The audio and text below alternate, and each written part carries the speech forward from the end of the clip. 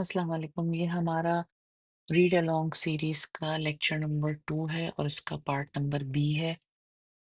اس کے اندر ہم جو ہیں وہ تھوڑا سا ان لوگوں کے لیے ریڈنگ کریں گے جو بالکل بیسک انگلش نہیں بلکہ تھوڑا سا میڈیم لیول تک پہنچ گئے ریڈنگ میں۔ آئیے ریڈنگ سٹارٹ کرتے ہیں۔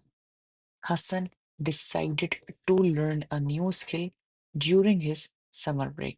حسن نے طے کیا، فیصلہ کیا کہ وہ کوئی نئی اسکل سیکھے گا during his summer break، اپنی گرمیوں کی چھٹیوں میں۔ Instead of spending all his time on his phone، بجائے اس کے کہ وہ سارا وقت صرف کرتا، استعمال کرتا اپنے فون کے اوپر، he joined a local art class، اس نے ایک قریبی لوکل آرٹ کلاس، مطلب یہ کہ یہیں جو اس کے علاقے میں تھی وہ آرٹ کلاس جوائن کی۔ At first he found drawing difficult, شروع میں اس نے محسوس کیا یا اس نے یہ بات پائی، سمجھی کہ ڈرائنگ ایک ڈیفیکلٹ کام ہے۔ But he did not give up, لیکن اس نے ہمت نہیں ہاری، گیو اپ نہیں کیا۔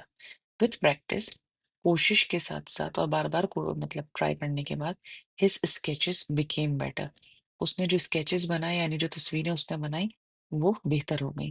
اینڈ مور ڈیٹیلڈ، اور زیادہ ڈیٹیل اس کے اندر پیدا ہو گئی۔ جیسے فرض کر لیں کہ پہلے وہ چڑیا بناتا ہوگا تو یوں کر کے بنا دیتا ہوگا کہ اس نے ایک چونچ بنا دی، اور یوں بعد میں اس نے جو ہے اس میں پرور بھی بنانے شروع کر دیے اور پھر اس میں چھوٹے چھوٹے انٹریکیٹ ڈیزائن بھی اس نے بنا دیے، تو مور ڈیٹیل پیدا ہو گئی اس میں۔ دس ایکسپیرئنس ٹاٹ ہم، اس تجربے نے اسے سکھایا، اسے پڑھایا، دیٹ پیشنس اینڈ ایفرٹ، کہ صبر اور کوشش، پیشنس کا مطلب ہوتا ہے صبر، ایفرٹ کا مطلب ہوتا ہے کوشش، can lead to real improvement, آپ کو پہنچا سکتی ہے حقیقت کی بہتری کی طرف، امپروو کر سکتی ہے آپ کی چیز کے اندر۔ یعنی آپ کسی چیز کے اندر اگر لگے رہیں اور اچھے دل سے کوشش کرتے رہیں اور محنت کرتے رہیں تو ایک نہ ایک دن آپ کامیاب ضرور ہو جائیں گے۔ جیسے کہ انگلش کے اندر اگر آپ سیکھنے میں لگے رہے اور ریڈنگ کرتے رہے تو ایک وقت آئے گا کہ آپ ضرور کامیاب ہو جائیں گے اس میں انشاءاللہ۔